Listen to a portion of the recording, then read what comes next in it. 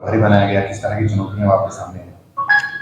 ये पूरे देश में 543 लोकसभाओं को 146 क्लस्टरों में बांटा है। जी। किसी क्लस्टर में 3 है, किसी में 2 है, किसी में 4 है। तो हरियाणा को 3 क्लस्टरों में बांटा है। 2-3-3 के क्लस्टर है, एक 4 क्लस्टर है। तो उसमें एक क्लस्टर की मुझे भी जिम्मेवारी पार्टी की तरफ से मिली है।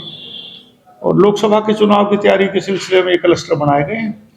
लोकसभा में कैसे काम करना है, कैसे काम करवाना है, पार्टी वर्कर कितना काम करते हैं, उनका मोटिवेशन करना है और उनको जोड़ना है सबको कि सब कार्यकर्ता अपने अपने हिसाब से जो जिसकी जिम्मेदारी लग रही है उन कामों को वो पूरा करें। अब ये लोकसभा के चुनाव नजदीक हैं, बिल्कुल चुनावी साल है ये।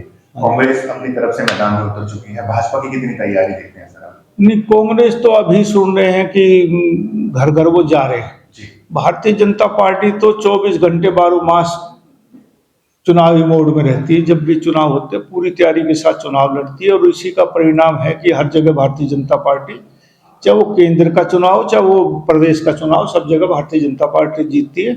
और भारतीय जनता पार्टी के कार्यकर्ता दुनिया में सबसे ज़्यादा है, मेंबर भी उनके सबसे ज़्यादा हैं। और भारतीय जनता पार्टी की पूरी चुनावी तैयारी है। और मेरा ये आकलन है कि इस लोकसभा के चुनाव में तीसरी बार नरेंद्र मोदी जी प्रधानमंत्री बनेंगे और पिछले बार के बहुमत से ज़्यादा आपकी सीटें आएंगी। सर 22 जनवरी को अब रामलला के प्राण प्रतिष्ठा की बात हो रही है, लेकिन इसमें राजनीति भी साथ साथ शुरू हो गई है। आप कैसे देखते हैं इस पूरे प्रकरण को? राजनीति करने वाले राजनीति करते रहेंगे। ये हमारी आस्था से जुड़ा हुआ केंद्र है। हम सदियों से, जब से हम पैदा हुए, हमने होश संभाला, तब से हम किसी मिलने वाले से नमस्ते नहीं करते थे, हम राम राम करते। और जब हम बातचीत करके उठ के चलते तब भी हम अच्छा भाई राम राम कह के जाते हैं। और आदमी जब अपना शरीर पूरा कर लेता है तब भी उसके यात्रा के पीछे पीछे राम नाम सत्य है बोलते हुए हम चलते हैं। तो राम हमारी आस्था का केंद्र है और ये हमारा सौभाग्य है कि हमारे टाइम में ये पूरा हो रहा है।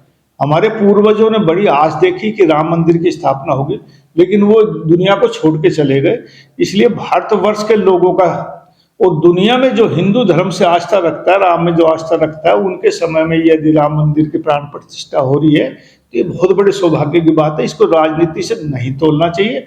ये सब लोगों को राजनीति से ऊपर उठकर इस त्योहार को मनाना चाहिए। और मैं तो ये कहूँगा जैसे दिवाली मनाते हैं उसी प्रकार 22 जनवरी को हर आदमी अपने घर के आगे दिया जलाए, हर आदमी मंदिर में पूजा करे।